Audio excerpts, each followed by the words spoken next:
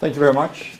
Good afternoon. My name is Anders Ødegaard from the Danish Ministry for Higher Education and Science, representing the Agency for Science, Technology and Innovation, where I work with the Division for Global Cooperation. My take on today's topic will be a little different, as I'm a bureaucrat, not a scientist, not an expert in any vertical way, and I will also not focus very much on industry R&D, but more on R&D in general, because what we do as a public organization, a ministry, is of course mostly to work with our own institutions. That's mainly universities, but also other kinds of research organizations. I will start with a few premises, which I think is very important, because the organizers pose the question as if there is a gap between what we see policy-wise and the fact that perhaps more and more R&D is being sent or taking place in emerging markets and not here in Denmark or in Europe. I'm not so sure there is a gap, and I will come back to that. But one premise is that that's important for the discussion, that internationalization has also always been a basic term when we talk for research and science. Not the same for all kinds of, in all sectors and all subjects, but it has been a nature of science that you communicate, that you work together with colleagues from other places. This, of course, has been intensified over the last decades, especially since the 80s. Internationalization has increased a lot. And in that sense, globalization and internationalization are closely linked, but they're not the same. And that's important. So for us at the ministry, it's not a question about national versus international focus. We should have, of course, both, and they are closely linked. When you talk to scientists and the nature of science, the logic is not to pose the question whether you want to do your work nationally or internationally. You want to work with the ones who are the best, the most relevant one.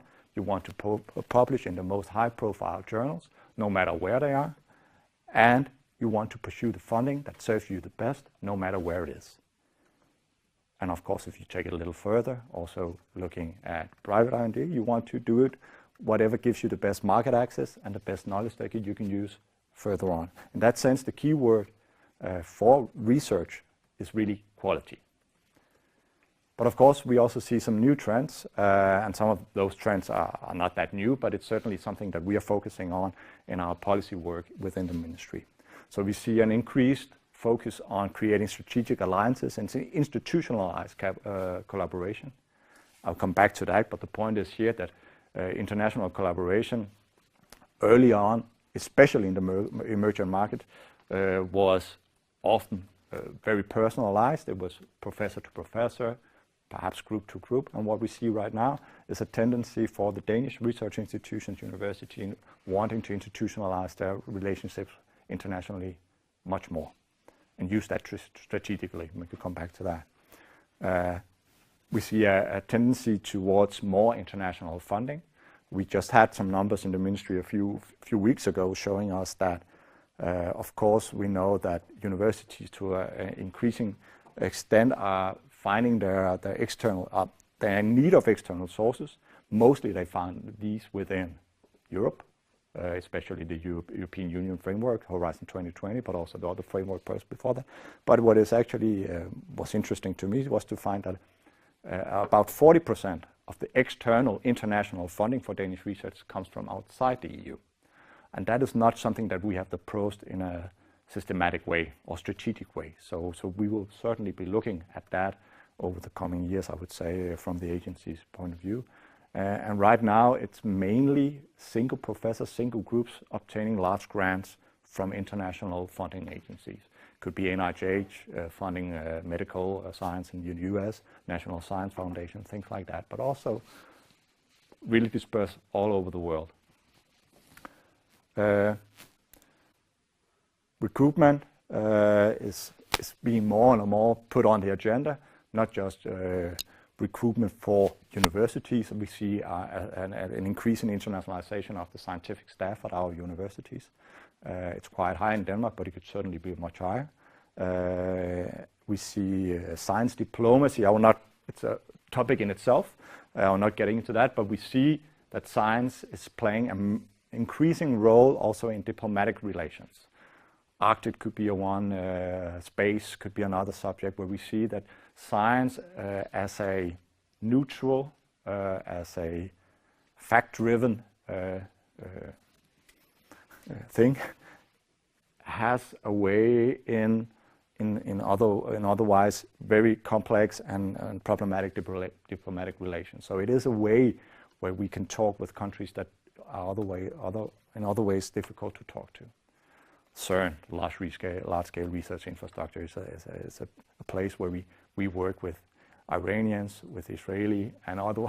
It's just proof the fact that science is a neutral ground where we can often also push other agendas, and that's also important.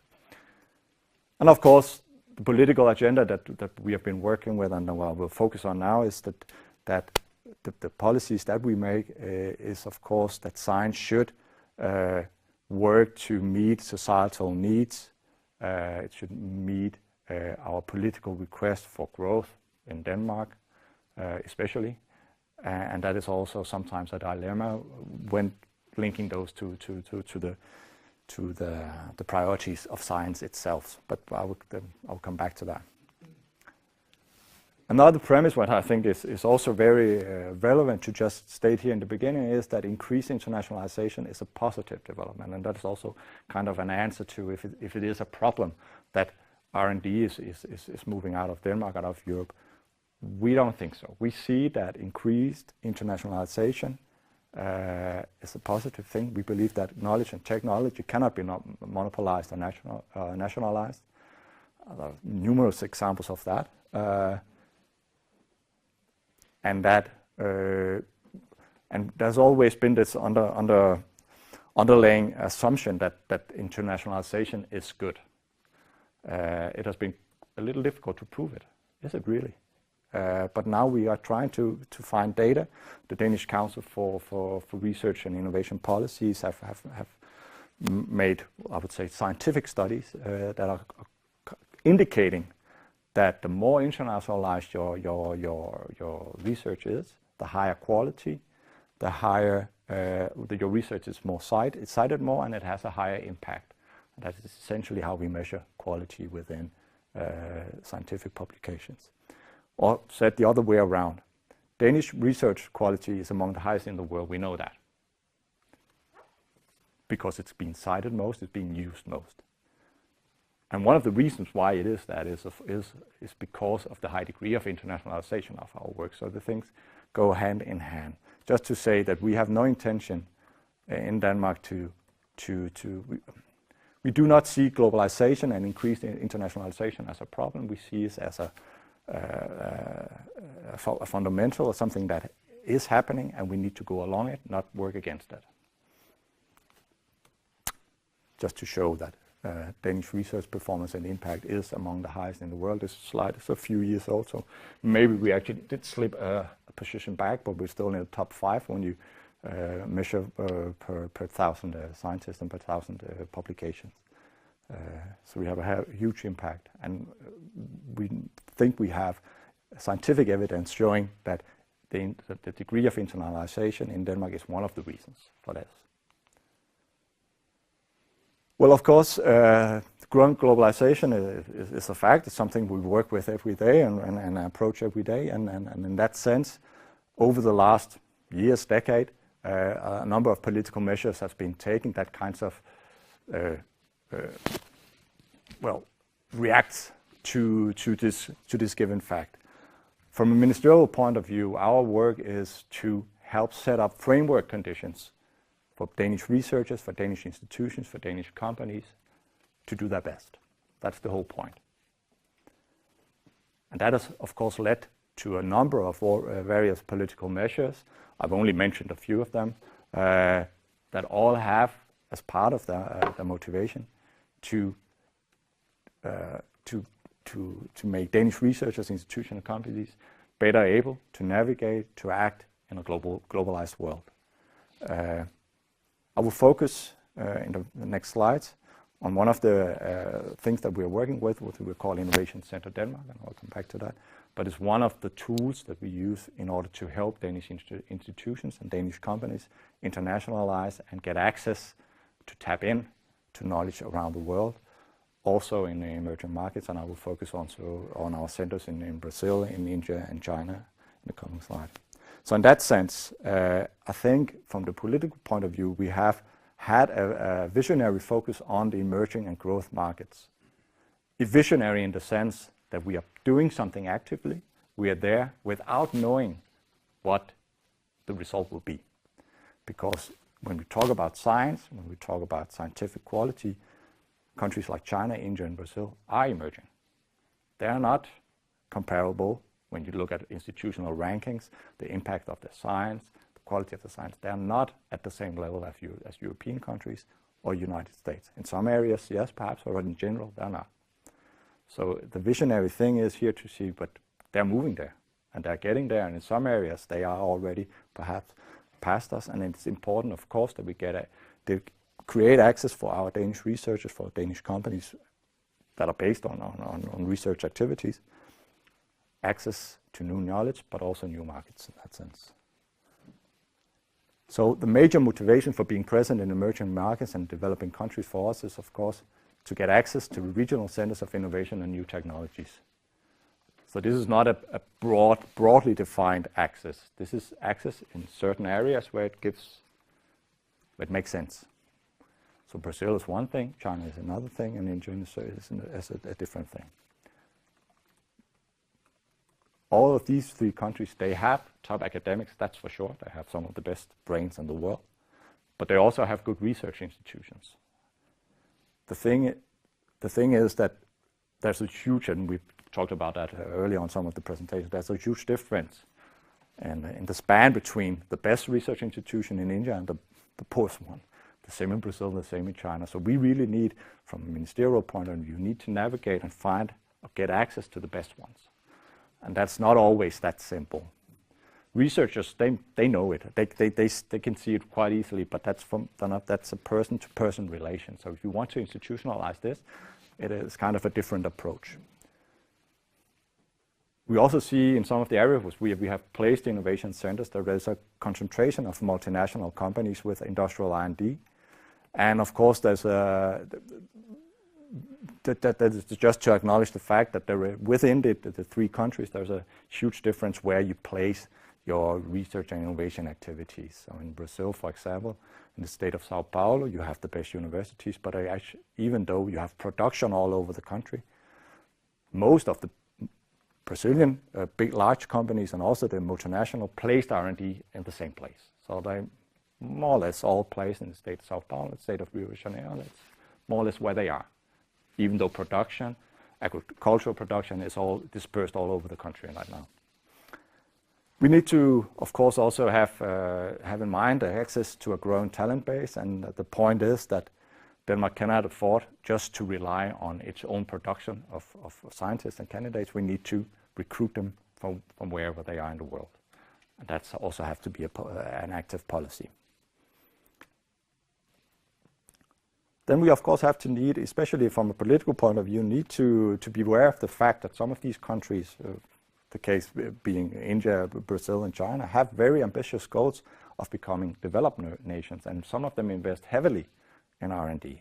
So that's not only I would say, a need to tap in order to get access to the better knowledge. There is also a need to tap in for strategic reasons, development reasons, funding reasons.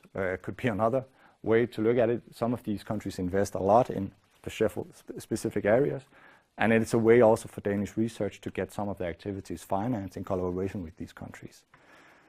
So this openness and willing to internationalize, which we have seen, especially over the last couple of decades in some of these countries, is something that Denmark, of course, has to take note of and has to react on. And then, I put it last, you almost cannot see it, supporting Danish growth at markets, locally at the markets or nationally in Denmark. It seems here like it's the last point, but in essence, politically speaking, this is the most important one. So the whole point, the whole political motivation for us as a ministry to be present in Brazil, in India, in China is a national one. We want to create growth and jobs in Denmark. That's the agenda. So if you ask a Danish politician why are we there, it's in order to get access to the best brains, to the best ideas, but essentially to transfer that back to Denmark. Now coming to the innovation centers, which then is one of the tools that we, from a ministerial point of view, have set up in order to facilitate this increased internationalization. We have 6 centers. The oldest one is 10 years old. It's in Silicon Valley. And over the last 10 years, we have opened 6 places in the world. All of them have been strategically chosen. I would say that Munich is a little different because it's in Europe and it was put there for a number of different reasons. But we've seen, obviously, a development in the reasoning behind our positioning in these countries. The first was in Silicon Valley. When we talk about research collaboration, we talk about innovation. Of course, there's no way not looking at Silicon Valley. It was even more clear 10 years ago, but it's still clear. It is one of the places where you see the most spin-out, you see the most research, you see the, venture capital, investments in new startups. It's happening in Silicon Valley. All over the world are trying to imitate, and nobody really succeeds in doing what they're doing in Silicon Valley. So that's, of course, an obvious place to be. What we have done for the last 3 centers that's opened only just a few years ago in Sao Paulo, in New Delhi in India, and in Seoul in South Korea, was having a little step back and saying, as a ministerial organization, as a facilitator, where do we need to be? Because, as I said earlier, Sao Paulo, India, also Shanghai, are not the places in the world where you have the best universities. Then we should be with a few centers here, and certainly a center at the East Coast, or maybe in England and things. That's not the motivation. The motivation is to be where we can make a difference, in the sense that what we have, the feedback we get from primarily our institution is, yes, Brazil, India, and China, they're interesting, but we need help. We need help to set up the right collaborations. We need help to open doors. The 3 countries, as was also mentioned this morning, has a lot of red tape when you want to do collaboration. There's a lot of bureaucratic barriers that need to be passed and overwon. And we see this as one of our main jobs to do it. The innovation centers are a collaboration between the Danish Ministry for Higher Education and Science and the Foreign Ministry. So the innovation centers are placed at embassies or consulates, and we work in what you can see with a 3-legged approach. We have what is science and higher education collaboration.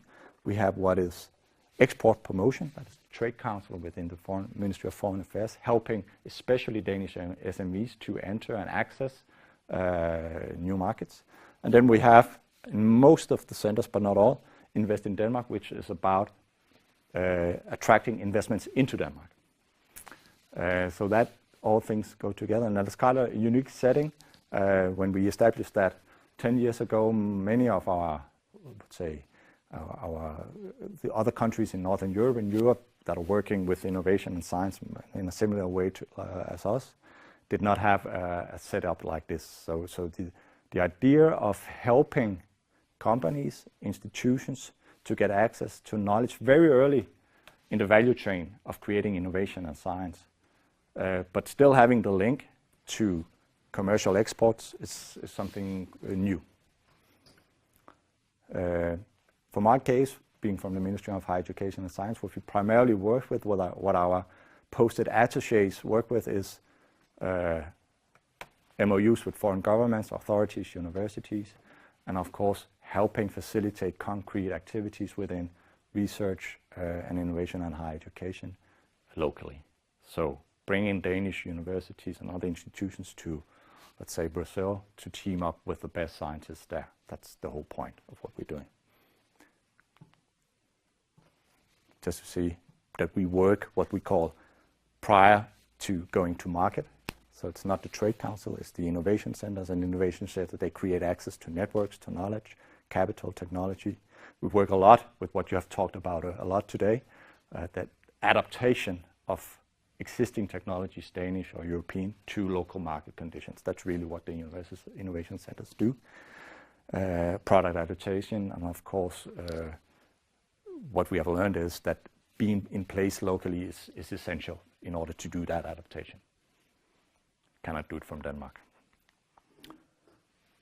What we do, or what my colleagues in the 6 centers are doing, and then a number of very concrete tools, but I think it could be relevant to mention just for you to get an impression of what we are actually doing, is of course set up innovation camps for students, helping universities or other institutions make educational agreements, mobility of students, of researchers, promoting Danish education at fairs, attracting students to go to Denmark.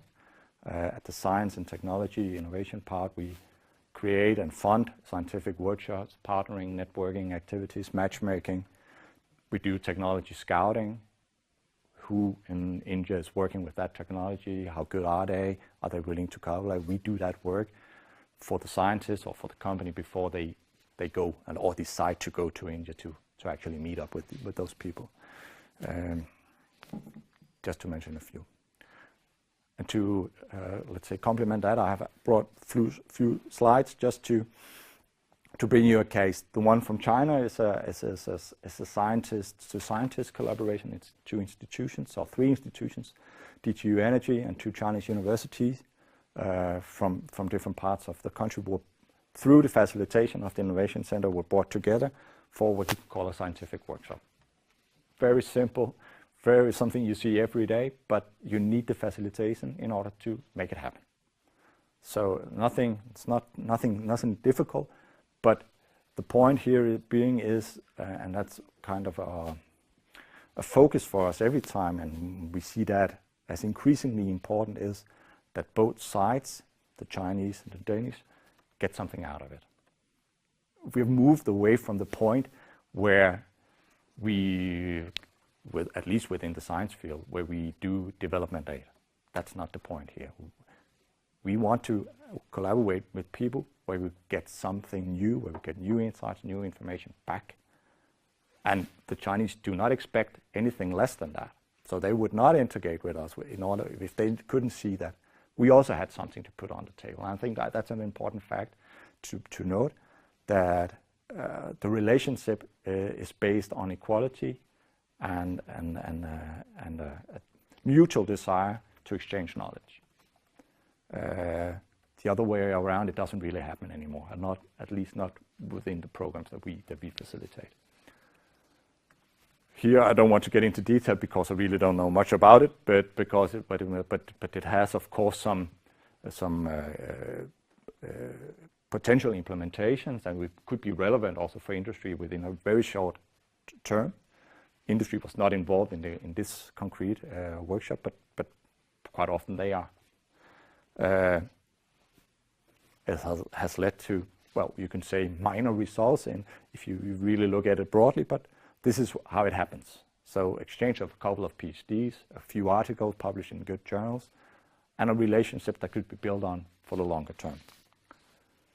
Now to another collaboration in India. I was also mentioned just as a case.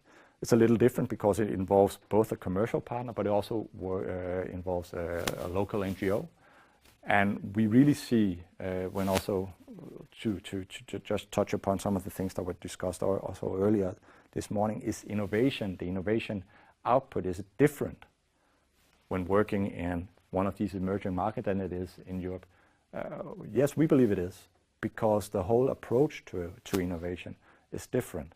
So when you do innovation in India, it's not just about adapting an innovation made in Europe, because it would never fly in India. It would be too expensive. Nobody could use it.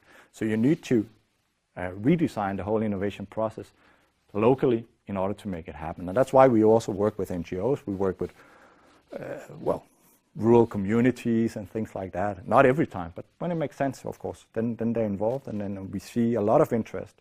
And one of the ways that, or one of the way that we can attract Danish companies, especially SMEs, to India, is to say, but you need to focus on not the top 5 consumers that might buy European products, but the 95% of the rest of the population that needs something completely different. And if you don't have that in mind, you will never make successful innovation in India. And it's the same thing, I guess, at least that's our experience in China, and to some degree also in Brazil. Yeah, and of course, from a scientific point of view, they got access to a lot of valuable knowledge, data acquisition, and really knowledge about how the health system and the needs are in India. The last case that I brought is from Brazil, where I was more personally involved, so I might be able to answer more questions about that if you have. But we had a couple of years ago, of course, you know, it was also mentioned several times today, within the bioenergy sector, Brazil since the early 70s with a pro-alcohol program really have been in the forefront of ethanol production, and it's scientifically a huge sector and a huge field in Brazil, but it's also something where we in Denmark have some competences. So there was an interest among several Danish universities to go to Brazil, institutionalize this collaboration a little more than we used to, and also try to bring along a few Danish companies, and of course work with Novozymes. We have mentioned them several times. They've been in Brazil for a number of years, but only recently created their own R&D facility in Brazil. That's only 5 years old or something like that. So what we did was we brought them together, not anywhere. We brought them to Sao Paulo. Why? Because we have maybe top USP, Unesp, and Unicamp all in the top 5 or top 10 of Brazilian universities. You have a huge ethanol production in Sao Paulo. You have major plants in Sao Paulo, and you have the funding in Sao Paulo. So that's why we have to be there. We brought them together, the scientists, and we also invited companies along. So Novozymes, not just Novozymes, Dong Energy went there, Haldor Topsoe went there, Biogasol, a smaller Danish company, went, and a number of other companies, and they all went together for a 2-day workshop. The companies, of course, I would say, to scout, to see if there was something interesting happening in Denmark, but also in Brazil, but also to get an impression of the market potential there. Novozymes might be a little different in case because they're of course already present in Brazil and they have activities in Brazil. But the thing we've seen over the last year and where we have helped them through a workshop like this is to go from producing enzymes that are used for cleaning products, for detergents and things like that, is really to get a foothold in what is called the second generation bioethanol, production of cellulosic ethanol, where you also need enzymes in the process. And this is not just a scientific case, this is also a political case. This is where you need to persuade decision makers, funding organizations to, let's say, to bet on the second generation ethanol. So the science case is there, but much more is needed. And a way to push that agenda is, of course, to engage in a larger setting with politicians and with funding organizations, and not just the science in itself. And the last point, which made it a lot easier to attract Danish researchers, was the ability to point to funding. So if you ask a Danish researcher, do you want to go to India, do you want to go to China, do you want to go to Brazil for a workshop? Yeah, they will normally say, yeah, that's interesting, but what's in it? And what's in it is, of course, the possibility to fund actual research afterwards. And unfortunately, from the ministerial point of view, we can only support networking, matchmaking activities, but we have to rely on our funding organizations, which are of course also national in Denmark, most of them, but they're not politically driven in the sense that our ministry nor us as bureaucrats can have any say in what is being funded. That's purely that's a quality assessment made by researchers themselves.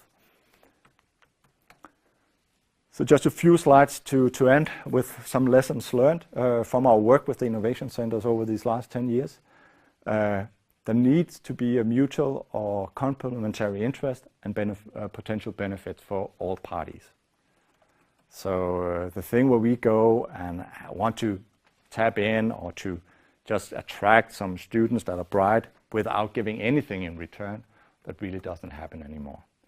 The countries we talk about, for example, Brazil, India, and China, are very aware of their, let's say, geopolitical status, their power when it comes to dealing with Denmark. We are small, they know that. So we cannot go there and teach them how to do things. We need to go there in a diplomatic way and really work together where it makes sense for both parties. There needs to be incentive for future and long-term commitment. And that being said, of course, I agree with some of the, I wouldn't say critique, but some of the things mentioned, that you need to put funding behind your intentions to do more international work. That's true. Funding is one way of securing long-term commitment. Helping agreements, opening doors could be another way, and that's also how we see our role as a ministry, is really to help make frameworks agreement, MOUs with foreign governments, foreign funding agencies that could support or let's say create better framework conditions for Danish science. So that need to be in place. One important lesson is also that when we work together, from the authority level, at institutional level, and that is by the leadership, the management of these institutions, not just the individual scientists, and then of course the individual scientists and companies, then that is where we create the most results. So when we succeeding in bringing all those parties together for one single purpose, I think that's where we have a huge impact. But it's of course not what we do all the time, because it's difficult to create those synergies. We also see, especially in the three countries that we're talking about, that facilitation is needed. So we talk a lot about internationalization. It's increasing. It's easy. It's a principle and something that is happening. Yes, that's true. But we also see, especially in countries where the culture is different, where the language is different, that many researchers, many companies do not go there, partially because it's difficult.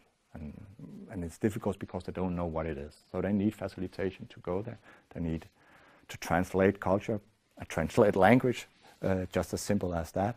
So internationalization and collaboration at this scale, where we involve all parties, does not happen by itself. You need help. So the last point here is that we are trying to work with the global development and not against it. So in that sense, we do not see any gap between the growing globalization and the strategies that we implement at the Ministry for Internationalization of Danish R&D. I think they go hand in hand. And it's not a question of either or, it's a question of doing both. So most of our policies are national. They're about retaining jobs here, they're about developing Danish R&D, Danish science, Danish companies. But at the same time, we of course also can work for an increased internationalization and a response to the growing globalization. But there is a few dilemmas, and I will end with that, seen from a ministerial perspective. One is the dilemma between collaboration and competition. I've said that good science stems from collaboration, but we also need to be aware of the fact that we are of course competing with other countries, with our neighbors in Sweden and Norway and in Europe. And we see that a lot locally, for example in Brazil, where I worked for a couple of years. On one hand, we do a lot of work with other member states of EU, promoting the EU framework program for research. On one hand, on the other hand, we of course say to the Brazilians, you should work with us in Denmark and not with the Swedes, and not with the Germans, because we are much better. And that coincides. So there are different interests that are difficult to match. And there is an increased competition. We see it nationally and we see it internationally. So we also have that in that competition among our own institutions, of course. And from a ministerial perspective, internationalization is often seen as a competitive parameter, in the sense that we use internationalization also to attract attention and to promote ourselves. So going back to the first slide, one of the first slides I had, that internationalization is considered a good thing. The more you have, the better. Then the second dilemma I would just mention is the one about convergence versus divergence. So national strategies for internationalization, for reaction to globalization, tend to look alike. But on the other hand, we have a huge need to differentiate. On one hand, we need to address or to react to the global challenges. You see the whole EU framework program, Horizon 2020, to be addressing global challenges, water, health, etc., etc. And on the other hand, we really need to focus, and that's very important, to focus on where we have strongholds. So one of the jobs that we are doing at the Innovation Centers, and we will do more in the future, is of course to pinpoint where do Denmark as a country, as a science nation, have its strength, and where do they match with the local strengths and needs in the specific country. So there's no one size fits all, and you've already talked about it. Again, I agree a lot. There's not one way to address emerging markets. We need different solutions for all countries that we work with, because it's only then where we will have a competitive edge, and we will be the ones that actually does the collaboration. That's it. Thank you.